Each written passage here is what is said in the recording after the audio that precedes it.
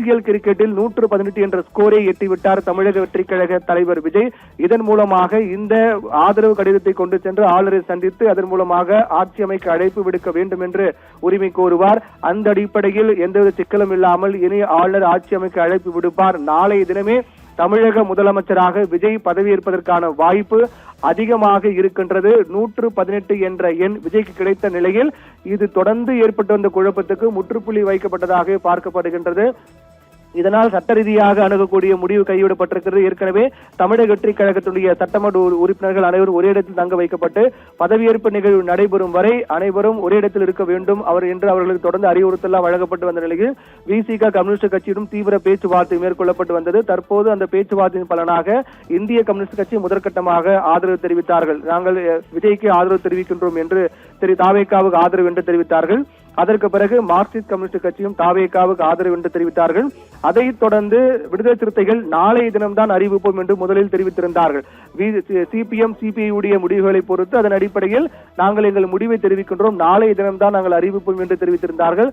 ஆனால் தற்போதே அவர்கள் தெரிவித்து விட்டார்கள் விசிக பொறுத்தவரையும் தாவேகாவுக்கு ஆதரவு, CPM CPI தொடர்ந்து விசிகாவும் தாவேகாவுக்கு ஆதரவு என்று அவர்களும் உறுதியாக தெரிவித்து விட்டார்கள். அந்த ஆதரவு கடிதம் விரைவில் வெளியாகும் என்றும் எதிர்பார்க்கப்படுகிறது.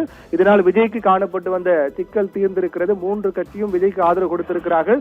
இந்த ஆதரவு அடிப்படையில் தான் தமிழக கவர்னரை அவர் சந்திக்க இருக்கிறார். இந்த சந்திப்பின் போது ஆதரவு கடிதத்தை கொடுத்து ஆட்சி அமைக்க அழைப்பு விடுப்பார். இதனால் நாளைய தினமே தமிழகத்தின் முதலமைச்சராக விஜய் பதவியேற்பு நிகழ்ச்சி நடைபெற இருப்பதற்கான வாய்ப்பு அதிகமாக இருக்கின்றது.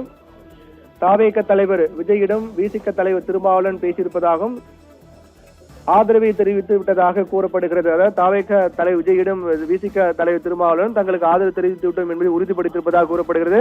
3 கட்சியினுடைய தலைவர்களும் விஜய் நாளை நேரில் சென்று சந்தித்து நன்றி கூறுவதற்கான வாய்ப்பு இருப்பதாகவும் நேரில் சந்திப்பதற்கான திட்டம் இருப்பதாக கூறப்படுகிறது. 3 கட்சிகளும் தாவேக ஆட்சி அமைப்பதற்கு கிங் மேக்கராக இந்திய கம்யூனிஸ்ட், மார்க்சிஸ்ட் கம்யூனிஸ்ட் மற்றும் விசிக ஆகிய 3 கட்சிகளும் விஜய்க்கு ஆட்சி அமைக்கக்கூடிய வகையில் கிங் மேக்கராக மாறியிருக்கிறார்கள். அதனால் கிங் மேக்கரான இந்திய கம்யூனிஸ்ட் மற்றும் மார்க்சிஸ்ட் கம்யூனிஸ்ட் மற்றும் விசிக ஆகிய 3 கட்சிகளும் விஜய் நேரில் சென்று சந்தித்து நன்றி கூற இருக்கின்றார் என்ற தகவலும் வெளியாகி இருக்கின்றது. என்றால் ஏற்கனவே இது போன்ற நிகழ்வு தொடர்ச்சியாக நடைபெற்று வரும்போது சிந்தனை செல்வனுடைய பதிவு என்பது வெறும் வாட்ஸ்அப்பில் மட்டுமே ஆதரவு கேட்பது என்பது எந்த வகையில் அது சரியான அணுகுமுறை என்றெல்லாம் கூட தொடர்ந்து விமர்சிக்கப்பட்டு வந்தது. அந்த அடிப்படையில் தற்போது 3 கட்சிகளும் தாவேகாவுக்கு ஆதரவு தெரிவித்த காரணத்தால் அதற்கு நன்றி தெரிவிக்க விஜய் நேரில் செல்ல இருப்பதாக கூட கூறப்படுகிறது. இந்த நிலையில்தான் ஆளுநரின் சந்திப்பு தான் அடுத்த கட்டமாக எதிர்பார்ப்பு ஏற்படுத்தியிருக்கிறது. இப்போது இதுவரையிலும் தாவேகாவுக்கு ஆதரவு கொடுக்க போவது யார், எந்த கட்சி என்ற எதிர்பார்ப்பு பிரதானமாக இருந்தது.